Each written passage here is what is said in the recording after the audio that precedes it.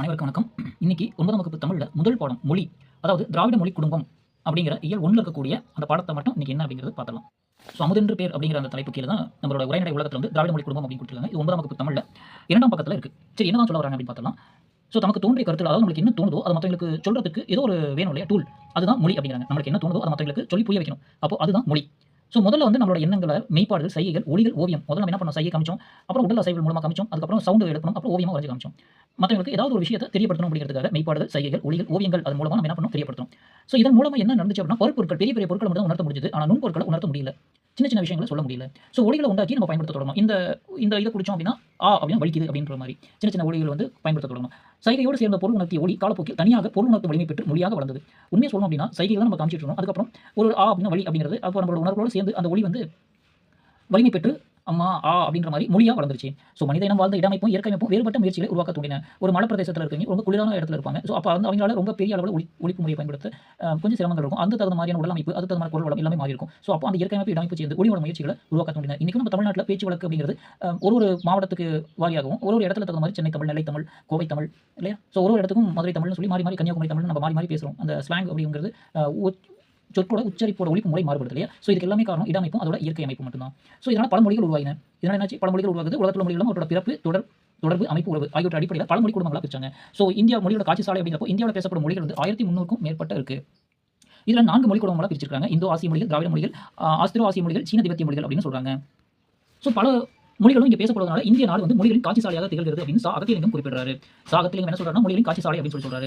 உலகத்திலேயே குறிப்பிடத்தக்க பழமையான நாகரிகங்களை வந்து இந்திய நாகரிகம் ஒன்று. அது முடிஞ்சது ஹரப்பா அகழ்வாய்வுக்கு பின்னர் தான் இதை உறுதிப்படுத்திருக்காங்க. இதை திராவிட நாகரிகம் அப்படின்னு சொல்லி கருதுறாங்க. திராவிட பேசிய மொழி தான் திராவிட மொழி. திராவிடம் அப்படிங்கிற சொல்ல முதல்ல குறிப்பிட்டவர் யாருன்னா குமரலபட்டர். தமிழ் அப்படிங்கிற சொல்லில் இருந்தால் திராவிடா அப்படிங்கிற சொல் பிறந்ததுன்னு சொல்லி மொழி ஆராய்ச்சியாளர்கள் கருதுறாங்க. ஹீராஸ் பாதிரியார் என்பவர் வந்து இந்த மொழி மாற்றத்தை எப்படி சொல்றாருன்னா தமிழா இற்றமிழா திராவிடா அப்படின்னு வந்ததா ஹீராஸ் பாதிரியார் வந்து சொல்றாரு.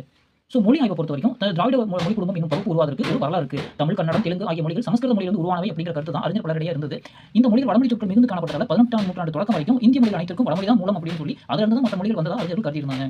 அறிஞர் வில்லியம் ஜோன்ஸ் என்பவர் தான் வடமொழி ஆராய்ந்து மற்ற ஐரோப்பிய மொழிகளோடு தொடர்புடையது வடமொழி அப்படின்னு முதல் கண்டுபிடிச்சாரு. 1816ஆம் ஆண்டுல பேராசிரியர் பாப் ராஸ் கிரீம் முதலானவர்கள் தான் மொழி சார்ந்த பல ஆய்வுகள் மேற்கொண்டாங்க. முதல்ல பிரான்சிஸ் எடிஸ் அப்படிங்கிற தமிழ், தெலுங்கு, கன்னடம், மலையாளம் அப்படிங்கிற மொழிகள் எல்லாமே ஒப்புமைப்படுத்தி ஆராய்ச்சி பார்த்து இது வந்து ஒரு தனி மொழி குடும்பமா இருக்கு. என்னென்ன தமிழ், தெலுங்கு, கன்னடம், மலையாளம் எல்லாமே ஒரு தனி மொழி குடும்பமா இருக்கு. இம்மொழிகள் ஒரே இனமாக கருதி தென்னிந்திய மொழிகள் அப்படின்னு சொல்லி பெயர் வச்சாரு. இதனையொட்டி மால்தோ, தோடா, கோண்டி முதலியான மொழிகள் பற்றி ஆய்வுகளும் மேற்கொண்டாங்க. ஹோக்கன் என்பவர் வந்து இந்த மொழியில் இருக்கிற அனைத்தும் தமிழியன் அப்படி பெயர்த்ததோடு ஆரிய மொழியிலிருந்து இவை வேறுபட்டவை அப்படின்னு கருதுனாங்க. மேக்ஸ் முல்லர் இது கருத்து தான் சொன்னாரு. 1856 திராவிட மொழிகளோட ஒப்பிலக்கணம் அப்படிங்கிற நூல்ல கால்டுவெல் வந்து திராவிட மொழிகள் ஆரிய குடும்பத்திலிருந்து வேறுபட்டவை அப்படின்னு சொல்றாங்க. இந்த மொழிகள் சமஸ்கிருத மொழிகளுக்குள்ளேயும் போய் செல்வாக்கு செலுத்தி இருக்கிறதா குறிப்பிடுறாங்க. இதை மேலும் உறுதிப்படுத்தும் பல்வேறு இலக்கண கூறுகளை சுட்டிக்காட்டி திராவிட மொழிகளுக்குள்ள ஒற்றுமைகளை எடுத்துரைத்தார். கால்டுவெலுக்கு பின்னாடி ஸ்டெக்கனோ, K. Subbaiah, L. V. Ramasamy, Burrow, Emeneau, தமிழ் சுலபில், ஆந்திரனோ, தோப்போ மீனாட்சிபுரம் அப்படிங்கிற பல அறிஞர்கள் திராவிட மொழிகள் பங்களிப்பு செய்தவர்கள் குறிப்பிடத்தக்கவர்களாக இருக்காங்க. அடுத்து திராவிட மொழி குடும்பம் அப்படிங்கிறது திராவிட மொழி குடும்பம் மொழிகளோட பரவிய நில அடிப்படையில் தென் திராவிடம், நடு திராவிடம், வட திராவிட மொழிகள் 3 வகையாக பிரிக்கலாம். திராவிட மொழி குடும்பத்தில் தமிழ், கன்னடம், மலையாளம் வந்து தென் திராவிட மொழிகள் அப்படின்னு சொல்றாங்க. தெலுங்கு முதலான சில திராவிட மொழிகள் நடு திராவிடம் சொல்றாங்க. ராகி முதலான திராவிட மொழிகள் வந்து வட திராவிட மொழிகள் அப்படின்னு சொல்லி சொல்றாங்க. இதுல தென் திராவிட மொழிகள் அப்படின்னு பார்க்கிறப்போ தமிழ், மலையாளம், கன்னடம், கொடகு, துளு, கோத்தா, தோடா, கோரகா, இருளா அப்படிங்கிறது தென் திராவிட மொழிகள். நடு திராவிடத்தை பொறுத்த வரைக்கும் தெலுங்கு, குவி, கோண்டா, கொளமி, நாய்க்கி, பெங்கோ, மண்டா, பர்ஜி, கதபா, தோண்டி, கோயா இதெல்லாமே நடு திராவிடம். வட திராவிடத்தை பொறுத்த வரைக்கும் குரூக், மால்தோ, பிராகுய் அப்படிங்கிறாங்க. மேலும் பட்டியலில் இருக்கக்கூடிய 24 மொழிகளை தவிர நன்மையில் கண்டறியப்பட்ட இருகலா, தங்கா, குறும்பா, சோழிகா அப்படிங்கிற 4 மொழிகளை சேர்த்து மொத்தமா திராவிட மொழி 28 அப்படின்னு சொல்றாங்க. திராவிட மொழியோட பொது பண்புகள் அப்படின்னா திராவிட சொற்களோட இன்றியமையாத பகுதி அப்படிங்கிறது வேர்ச்சொல், அதாவது அடிச்சொல் அப்படிங்கிறது தான். திராவிட மொழியோட சொற்கள் ஆராய்ச்சி பார்த்தா பொதுவான வந்து அடிச்சொற்கள் வந்து இருக்குது. கால்டுவெல் என்ன சொல்றாருன்னா தமிழ் வந்து வடமொழியோட மகள் அன்று, அது தனித்து இயங்கும் குடும்பத்திற்குரிய மொழி. சமஸ்கிருத கலப்பின்றி தனித்து இயங்கும் ஆற்றல் பெற்ற மொழி. தமிழுக்கும் இந்தியாவின் பிற மொழிகளுக்கும் தொடர்பு இருக்கலாம் அப்படின்னு சொல்லி கால்டுவெல் சொல்றாங்க. சான்று அப்படின்னு சொல்றப்போ திராவிட மொழியோட பொது பண்புகள் அடிச்சொல் வந்து கண் அப்படின்னா திராவிட மொழிகள் தமிழ்ல வந்து நம்ம கண் அப்படின்னு சொல்றோம். மலையாளம் கன்னடத்துல கண்ணு அப்படின்னு சொல்றோம். தெலுங்கு குலகுல கண்ணு அப்படின்னு சொல்லி சொல்றோம். குரூக்ல வந்து கண் அப்படின்னு சொல்றோம். பர்ஜில கென் அப்படின்னு சொல்றோம். தோடா அப்படின்னா கொன் அப்படின்னு சொல்றோம். திராவிட மொழிகள் எண்ணு பேர்கள் ஒன்று போலவே இருக்காங்க. தமிழ்ல வந்து 3 அப்படின்னு சொல்றோம். மலையாளத்துல வந்து 3 அப்படின்னு சொல்றோம். தெலுங்குல 3 அப்படின்னு சொல்றோம். கன்னடத்துல 3 அப்படின்னு சொல்றோம். துளு அப்படிங்கிறதுல மூஜி அப்படின்னு சொல்றோம். குறில் நெடில் வேறுபாடு அப்படிங்கிறத பொறுத்த வரைக்கும் திராவிட மொழிகளில் உயிரெழுத்துக்களில் உள்ள குறில் நெடில் வேறுபாடுகள் பொருளை வந்து வேறுபடுத்த துணை செய்கிறது. ஆடி அப்படிங்கிறது நெடில், அடி அப்படிங்கிறது குறில், வழி அப்படிங்கிறது குறில், வாளி அப்படிங்கிறது நெடில். பால் பாகுபாடை பொறுத்த வரைக்கும் திராவிட மொழியில் பொருள்களின் தன்மையை ஒட்டி பால் பாகுபாடு இருக்கு. ஆனால் வடமொழியில் இவ்வாறு அமையவில்லை. உயிரற்ற பொருட்களும் கண்ணுக்கு புலப்படாத நுண்பொருள் கூட ஆண் பெண் என பாகுபடுத்தப்பட்டிருக்காங்க. இந்த மொழியில் கைவிரல்கள் பெண்பால் அப்படின்னா கால்விரல் ஆண்பால் அப்படின்னு வேறுபடுத்திருக்காங்க. ஜெர்மன் மொழியிலும் இந்த மாதிரியான தன்மையை காண முடியுது. முகத்தோட பகுதியான வாய், மூக்கு, கண் ஆகியவை வேறு பால்களாக சுட்டப்படுகின்றன. வாய் வந்து ஆண்பால், மூக்கு வந்து பெண்பால், கண்கிறது பொதுப்பால் அப்படிங்கிற பகுக்கும் நிலை இருக்கு. திராவிட மொழியோட ஆண்பால் பெண்பால் என்ற பகுப்பு உயர்திணை ஒருமையில் இருக்கு. அக்ரணி பொருளையும் ஆண் பெண் என்ற பால் அடிப்படையில் பகுத்தாலும் அவற்றுக்கான பால் காட்டு விகுதிகள் இல்லை. தனிச்சொற்களாலேயே ஆண் பெண் என்ற பகுப்பை உருவாக்கப்படுத்திருக்கோம். நம்ம வந்து திராவிட மொழி சொல்லும் ஆண்கு தனியாக பெண் தனியாக சொற்கள் இருக்கு அப்படிங்கிறத விஷயம் சொல்றாங்க. கடுவன் அப்படிங்கிறது மந்தி, கழிவு அப்படிங்கிறது பிடி, வேளம்னா ஆண் யானை, பிடினா பெண் யானை சொல்றோம் அந்த மாதிரி. வினைச்சொற்களை பொறுத்த வரைக்கும் ஆங்கிலம் போன்ற வினைச்சொற்கள் வந்து காலத்தை மட்டுமே காட்டுமே தவிர திணை, பால், எண், இடம் ஆகிய வேறுபாட்டை காட்டுவதில்லை. திராவிட மொழிகளோட வினைச்சொற்கள் இவரை தெளிவாக காட்டுகிறது. ஸோ இது வந்து ஆங்கிலத்துக்கும் தமிழுக்கும் உள்ள மிக அற்புதமான வேறுபாடு. எடுத்துக்காட்டு வந்தான் அப்படின்னா உயர்திணை ஆண்பால் படற்கை உரிமை. வந்தான் சொல்லிட்டோம்னா உயர்திணை ஆண்பால் படற்கை உரிமை அப்படின்னு கொடுக்குறது. திணை, பால், எண், இடம் எல்லாமே காமிக்குது.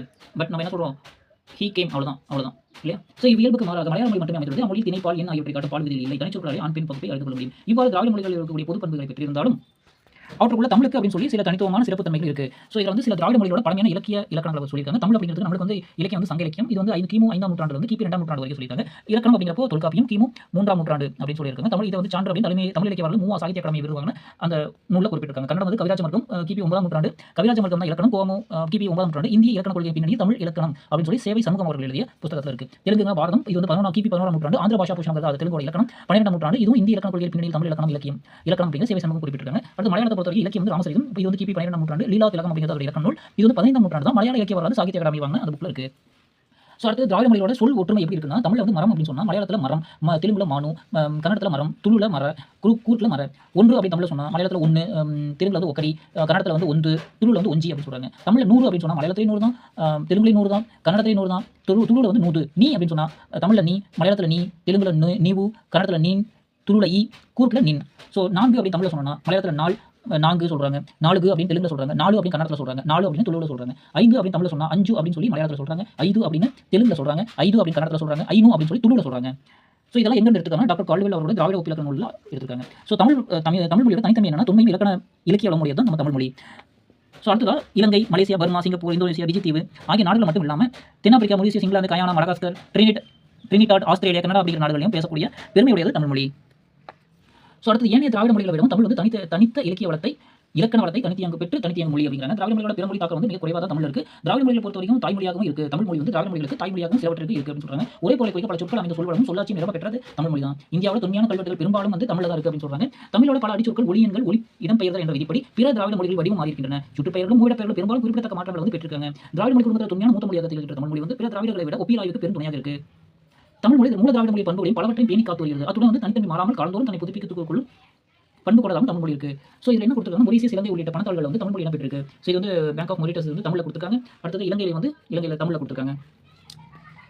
ஸோ இதோட நமக்கு தமிழ் முதல் பாடம் வந்து இதை பார்த்துருக்கோம். ஸோ இதில் காலந்தோறும் தமிழ் வரி வந்து எப்படி மாறி இருக்குன்னு சொல்றாங்க. இது வந்து கிமு 3ஆம் நூற்றாண்டில் எந்த மாதிரி நம்ம தமிழ் எழுதிருக்கோம் அப்படின்னு சொல்றாங்க. இதெல்லாமே வந்து பொது ஆண்டு, ஓகேவா? கியாமு அப்படிங்கிறது இதெல்லாம் செஞ்சுரி, 3ஆவது செஞ்சுரி. இது வந்து உயிரெழுத்து மெய்யெழுத்து. ஸோ இந்த மாதிரி மாற்றம் நடந்திருக்கு. கிமு 2ஆம் நூற்றாண்டு, 1ஆம் நூற்றாண்டு, இது போகாமல் 3ஆம் நூற்றாண்டு, இது கிபி 2, 3, 4 அப்படியே கிபிக்கு அப்புறம் எப்படிலாம் வரிவடையும் வரைச்சு கடைசி 19ஆம் நூற்றாண்டு தான் இந்த மாதிரி இப்போ நம்ம எழுதக்கூடிய அந்த எழுத்துக்கள் வந்திருக்கு அப்படின்னு சொல்லி காமிச்சிருக்காங்க.